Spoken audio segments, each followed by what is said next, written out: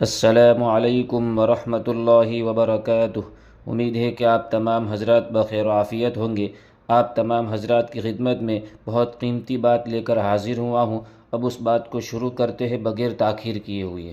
یوسف علیہ السلام مصر کے وزیر کے گھر میں پلتے ہیں، بڑے ہوتے ہیں، جوان ہوتے ہیں۔ پھر وزیر کی بیوی حضرت یوسف علیہ السلام پر جو اس کے غلام تھے ان پر عاشق ہوتی ہے، اور پھر بڑے لمبے چوڑے معاملات پیش آتے ہیں۔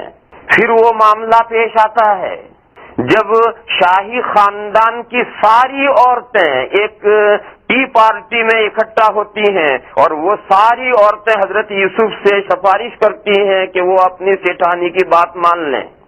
اس وقت حضرت یوسف علیہ السلام پریشان ہو جاتے ہیں، کیونکہ اب تک تو ایک عورت پیچھے پڑی ہوئی تھی، اب تو شاہی خاندان کی ساری ہی عورتیں پیچھے پڑ گئی۔ تو حضرت یوسف علیہ السلام وہاں سے ہٹتے ہیں اور بارگاہ خداوندی میں دعا کرتے ہیں۔ قال رب السجن انہوں نے یہ کہا تھا کہ سیٹھانی کی بات مان لو ورنہ سیٹھانی جیل خانے بھیج دے گی، تو باہر جا کے دعا کرتے ہیں۔ قال رب السجن احب الی مما يدعوننی الیہ وَإِلَّا تَصْرِفْ عَنِّي كَيْدَهُنَّ أَصْبُ إِلَيْهِنَّ دعا کی، اے پروردگار عالم، مجھے جیل خانے میں جانا منظور ہے، گوارا ہے، اور یہ شاہی خاندان کی ساری عورتیں جس چیز کی طرف دعوت دے رہی ہیں اور بلا رہی ہیں وہ مجھے منظور نہیں ہے، وہ مجھے پسند نہیں ہے۔ ہاں، جیل میں جانا مجھے منظور ہے۔ اور دعا کی گئی، پروردگار عالم، اگر آپ میرا ہاتھ نہیں پکڑیں گے اور میری ہیلپ اور مدد نہیں کریں گے تو میں جاہل ہو کر رہ جاؤں گا، ان عورتوں کی چالوں میں آ جاؤں گا۔ مجھے اس وقت آپ کی نصرت اور مدد کی ضرورت ہے، میرے مولا میری مدد فرمائیے۔ الا تصرف عنی کیدہن، ان عورتوں کی چال اگر آپ مجھ سے نہیں پھیریں گے تو میں ان عورتوں کی طرف مائل ہو جاؤں گا۔ دعا اللہ نے قبول فرما لی، اور شاہ، وزیر اور بادشاہ اور بڑے لوگوں کے خامخواہ ایک ذہن بن گیا بلا وجہ کہ یہ تو مسئلہ ایک گھر میں سے نکل کر کے شاہی خاندان کے ہر گھر میں گھس گیا مسئلہ، لہذا بہتر یہ ہے کہ یوسف کو جیل میں ڈال دو تاکہ چرچا ہی ختم ہو جائے گھروں میں سے۔ تو یوں یوسف علیہ السلام کو انہوں نے جیل میں ڈال دیا تاکہ یہاں سے سوسائٹی میں سے ذکر اور تذکرہ ختم ہو جائے۔ ساری عورتیں جو پیچھے پڑی تھی اور ہر گھر میں ان کا تذکرہ تھا، وہ تذکرہ ختم کرنے کے لیے ان کو جیل میں بھیج دیا۔ جیل میں بہت سالوں تک رہے، 9-10 سال جیل میں رہے۔ پھر اس کے بعد میں بادشاہ نے ایک خواب دیکھا، اس خواب کی تعبیر کوئی نہیں بتا سکا، وہ حضرت یوسف علیہ السلام نے تعبیر بتائی، اور تعبیر یہ بتائی کہ اب آج سے لے کر آئندہ 7 سال تک ملک میں خوشحالی رہے گی، خوب پیداوار ہوگی۔ پھر اس کے بعد 7 سال آئیں گے تو پورے 7 سال قحط سالی کے ہوں گے۔ پھر اس کے بعد میں 15واں سال آئے گا، وہ پھر خوشحالی کا آئے گا۔ لہذا بادشاہ کے خواب میں اس طرف اشارہ کیا گیا ہے کہ شروع کے جو 7 سال خوشحالی کے ہیں اس میں زمین میں سے جو غلہ پیدا ہو اسے اسٹاک کر لیا جائے، اسے ضائع نہ ہونے دیا جائے، بس حسب ضرورت خرچ کیا جائے، اور باقی 7 سال کا پورا غلہ اسٹاک کیا جائے تاکہ وہ اگلے 7 سال جو قحط سالی کے آئیں گے تو یہ غلہ اس زمانے کو کور کرے۔ جب یہ تعبیر بادشاہ کو پہنچی تو بادشاہ حیرت میں رہ گیا، اس لیے کہ خواب اور اس کی تعبیر اور اس کا طریقہ اور سب کچھ واضح کر دیا۔ تو بادشاہ نے آدمی بھیجا کہ جاؤ جیل خانے میں سے لے آؤ اس آدمی کو جس نے یہ تعبیر بتائی۔ بلانے گئے، یوسف علیہ السلام نے انکار کر دیا اور یہ کہا کہ میں نہیں آتا ہوں۔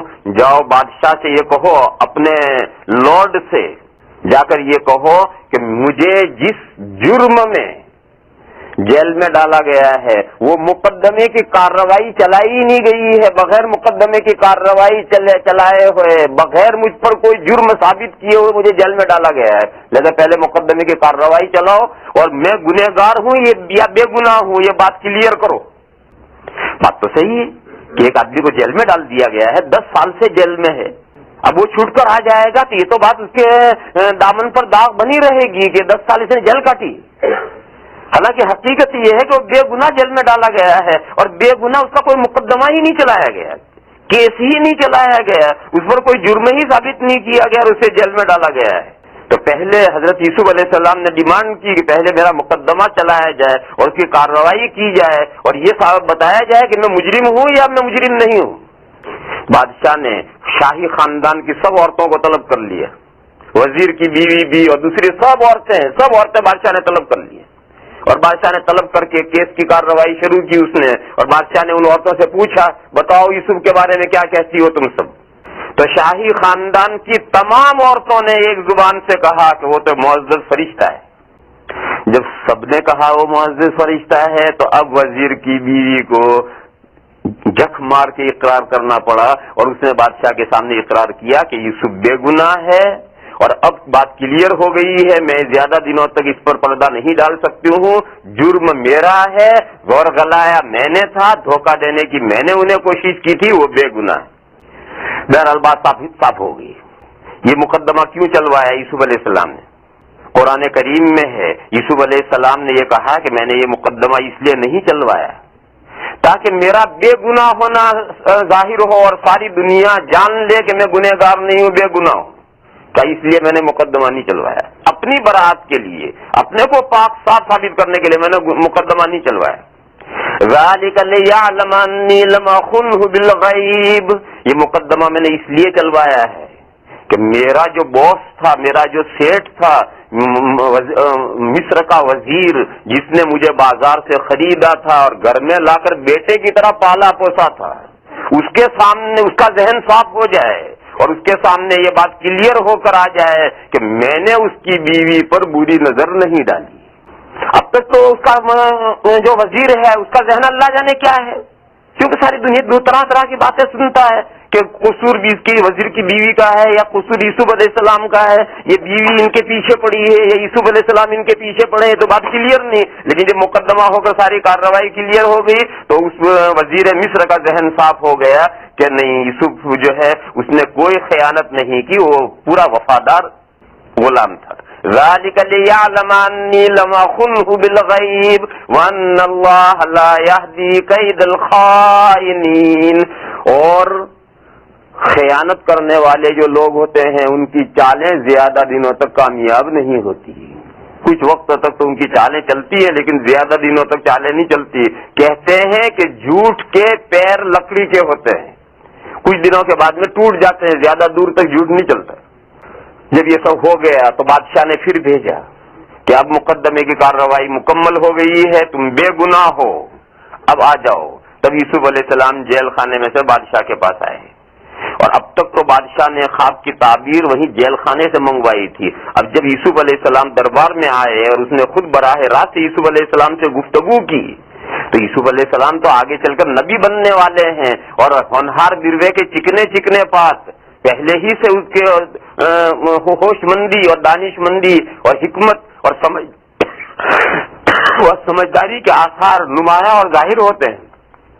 تو بات چیت کر کے بڑا متاثر ہوا، اور اس نے یوسف علیہ السلام سے بادشاہ نے یہ کہا کہ یہ جو آپ نے خواب کی تعبیر بتاتے ہوئے یہ کہا ہے کہ 7 سال کا غلہ اور اناج اسٹاک کیا جائے پورے ملک کا، اور صرف بقدر ضرورت ہی لوگ استعمال کریں، ضرورت سے زائد استعمال نہ کریں، زائد بیکار ویسٹ نہ کریں، تمام سیو کر لیا جائے غلہ اور حسب ضرورت ہی لوگ استعمال کریں۔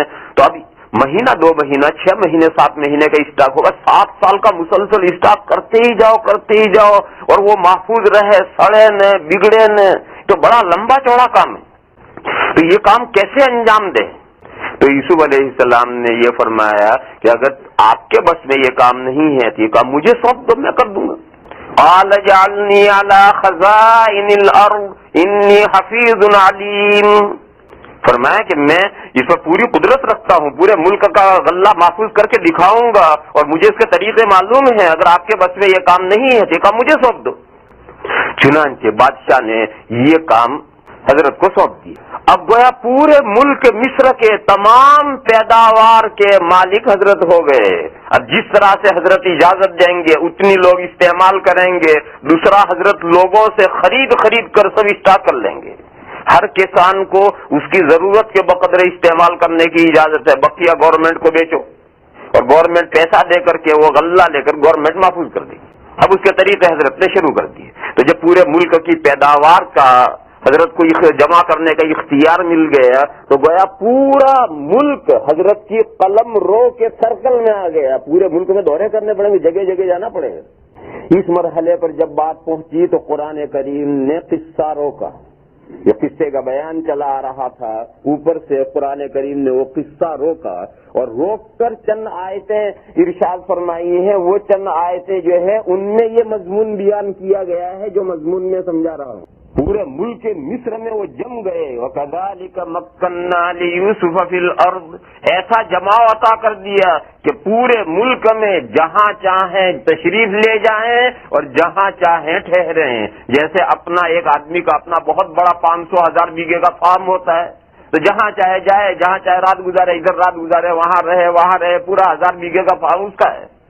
تو پورا ملک مصر گویا حضرت یوسف علیہ السلام کا فارم بن گیا. جہاں چاہیں جائیں, جہاں چاہیں ٹھہریں, جہاں چاہیں رہیں. وَكَذَلِكَ مَكَّنَّا لِيُوسُفَ فِي الْأَرْضِ يَتَبَوَّأُ مِنْهَا حَيْثُ يَشَاءُ. غور کرو, ابھی آدھا گھنٹہ پہلے کیا صورتحال تھی اور آدھا گھنٹے کے بعد کیا صورتحال ہوگی. آدھا گھنٹے پہلے جیل خانے کی کالی کوٹڑی میں پڑے تھے یوسف علیہ السلام, اور آدھ گھنٹے میں حالات بدلتے ہیں کہ پورے ملک مصر کے مالک ہو گئے. جہاں چاہیں بے تکلف جائیں, کوئی روکنے والا کوئی ٹوکنے والا نہیں, جہاں چاہیں ٹھہرے رہیں. جو کیسا انقلاب کیسا لاتے ہیں اللہ. یہ قصہ اس لیے روکا ہے کہ اللہ تعالیٰ انقلاب کیسے لاتے ہیں. کبھی تم غور کرو, آدھا گھنٹے پہلے یوسف علیہ السلام کی کیا حال تھی, اب آدھا گھنٹے کے بعد صورت حال کیا ہے. نصیب برحمتنا من نشاء, یہ جو یوسف علیہ السلام پر اللہ کا فضل و کرم ہوا ہے یہ وہ رحمت اور مہربانی ہے اللہ کی. ایمان اور اعمال صالحہ کی رحمت اور مہربانی وہ یہ ہے. اللہ فرماتے ہیں نصیب برحمتنا من نشاء, ہم اپنی رحمت جسے چاہیں پہنچاتے ہیں. یہ ضروری نہیں ہے کہ ہر ایمان والا جو ہے اور ہر عمل صالح کرنے والے کو اس کے ایمان اور اعمال صالحہ کی برکتیں پہنچ ہی جائیں, ایسا کوئی ضروری نہیں. نصیب برحمتنا من نشاء, پہنچاتے ہیں ہم ہماری رحمت جس کو چاہتے ہیں.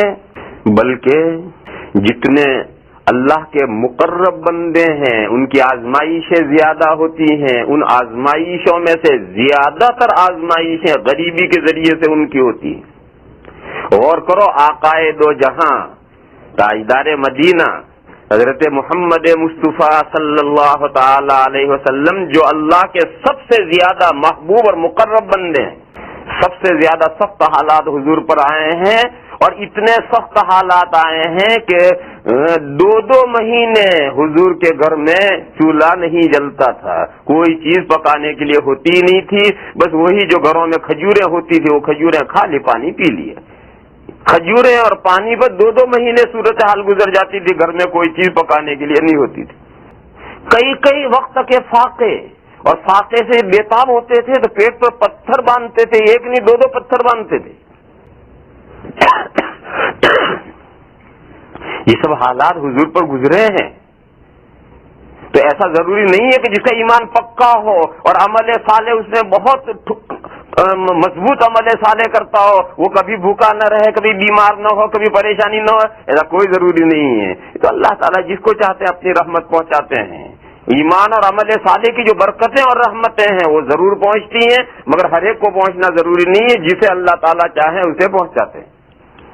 نصیب برحمتنا من نشاء ولا نضيع اجر المحسنین.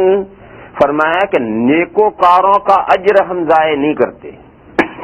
یہ وہ اجر مزدوری, نیکوکاروں کی جو مزدوری ہے, جو اجر ہے, وہ اجر ہم ضائع نہیں کرتے ہیں. جس کے پاس ایمان ہے اور عمل صالح ہے اس کا جو صلہ اور عوض اور بدلہ اور اجرت اور سیلری اس کی ملنی ہے وہ تو ضرور مل کر رہنی ہے, اس میں سے ایک حبہ ضائع نہیں ہوگا. ولا نضيع اجر المحسنین, اور نہیں ضائع کرتے ہیں ہم نیکوکاروں کا اجر. لیکن وہ اجر ملے گا کہاں؟ وَلَأَجْرُ الْآخِرَةِ خَيْرٌ لِّلَّذِينَ آمَنُوا وَكَانُوا يَتَّقُونَ, اور البتہ آخرت کا اجر بہتر ہے ان لوگوں کے لیے جو ایمان لائے اور گناہوں سے بچتے رہے. وَلَأَجْرُ الْآخِرَةِ خَيْرٌ لِّلَّذِينَ آمَنُوا وَكَانُوا يَتَّقُونَ، جن میں ایمان اور تقویٰ ہے، جن میں ایمان اور تقویٰ ہے، ان کو جو آخرت میں اجر ملے گا وہ دنیا کے اجر سے بہتر ہے۔ اس میں دو باتیں بتائی، اس آیت کریمہ میں دو مضمون ہیں، ایک تو ایک ایمان اور تقوی کا جو اجر ملے گا وہ آخرت میں ملے گا، دنیا میں نہیں ملے گا، اور ایک حبہ اجر کا ضائع نہیں ہوگا، رتی رتی اس کے اجر کا ضرور اجر رتی رتی ملنے والا ہے، لیکن آخرت میں ملے گا۔ کیوں آخرت میں کیوں ملے گا، دنیا میں کیوں نہیں ملے گا؟ آخرت میں اس لیے ملے گا کہ اس میں مومنین کے لیے بھلائی اور بہتری ہے۔ دنیا میں اجر دینے میں مومنین کا نقصان ہے، بھائی دنیا میں جو اجر ملے گا وہ دنیا کی زندگی تک رہے گا، وہاں تک فائدہ اٹھائیں گے، 50-60 سال کے بعد میں مر گئے، ختم ہو گئے۔ بلکہ آپ غور کیجئے، ایک آدمی نے 70 سال کی عمر ہے، 70 سال میں جو نمازیں پڑھ رہا ہے اس نمازوں کا اجر دنیا میں ملا اور 2-4 روز کے بعد مر گئے، تو نمازیں پڑھی اس کا اجر ملا اور 2-4 دن بھی اس اجر سے فائدہ نہیں اٹھایا اور مر گئے۔ اور آخرت میں ایمان اور عمل صالح کا جب اجر مل گیا تو اب یہ سدا رہے گا، ہمیشہ ہمیشہ کے لیے رہے گا، اب یہ کبھی ختم ہونے والا نہیں۔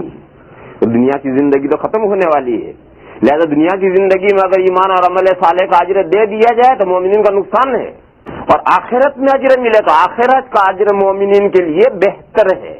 اس لیے مومنین کی بہتری کے لیے اللہ تعالی نے آخرت میں ان کے لیے اجر رکھا ہے۔ ایک بھائی یہ کہتے ہیں کہ تھوڑا سا دنیا میں دے دیتے، تھوڑا آخرت میں دے دیتے، سارا آخرت کے لیے کیوں رکھا؟ اگر سارا دنیا میں دے دیتے تو بھائی مومنین کا نقصان تھا، لیکن تھوڑا سا دنیا میں دے دیتے، تھوڑا سا آخرت میں دے دیتے۔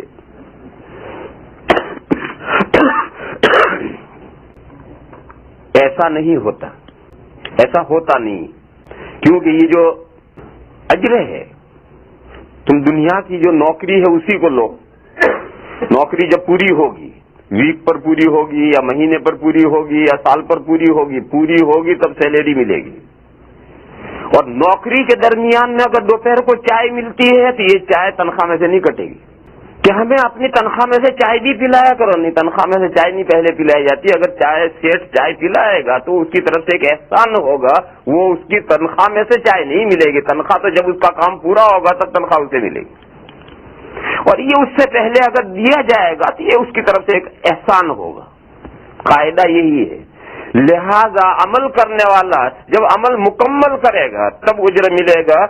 فضائل کی جو فضائل رمضان والی کتاب میں ایک حدیث آپ حضرات نے بار بار سنی ہے کہ عید کے دن اللہ تعالیٰ فرشتوں کو یہ کہتے ہیں کہ ہم میرے بندوں کو یہ انعام دو، تو فرشتے پوچھتے ہیں کہ پروردگار عالم کیا یہ رمضان شریف کی وجہ سے؟ اللہ فرماتا ہے نہیں، رمضان شریف کی برکت نہیں، یہ تو جب مزدور مزدوری کام پورا کرتا ہے تو اس کا یہ حق ہے کہ اسے اجرت ملے۔ تو غرض مزدوری کا قاعدہ یہی ہے، اجر کا قاعدہ یہی ہے، لہذا مومنین کو ان کے ایمان اور عمل صالح کا اجر تو پورا پورا آخرت میں ملے گا۔ ہاں، چائے دنیا میں بھی پلا دی جاتی ہے، یہ وہی رحمت اور برکتیں ہیں، ایمان اور عمل صالح کی رحمت اور برکتیں ہیں کہ ہر ایک کو چائے ملے گی نہیں، یہ ضروری نہیں۔ نصیب برحمتنا من نشاء، ہم جس کو چاہیں گے اپنی رحمت اور مہربانی پہنچائیں گے۔ دیکھو یوسف علیہ السلام کا یہ حال ہے، تو دوسرے پیغمبروں کی صورتحال دوسری تھی، دوسرے پیغمبروں کی صورتحال دوسری تھی، خود آقائے دو جہاں کی صورتحال دوسری تھی۔ بلکہ نیک لوگ اگر دنیا میں حالات بہت موافق ہو جائیں تو پریشان ہو جاتے تھے کہ کہیں ہمارے ایمان اور عمل صالح کا کوئی اجر ہمیں دنیا میں تو نہیں دیا جا رہا، وہ دنیا میں لینے کے لیے تیار نہیں۔ ایسے ہی مزید ویڈیو دیکھنے کے لیے آپ ہمارے چینل نورانی باتیں کو لائک کریں، سبسکرائب کریں، تاکہ ویڈیو اپلوڈ ہوتے ہی سب سے پہلے نوٹیفیکیشن آپ کو مل جاوے، اور اس ویڈیو کو شیئر کرنا بالکل نہ بھولیں۔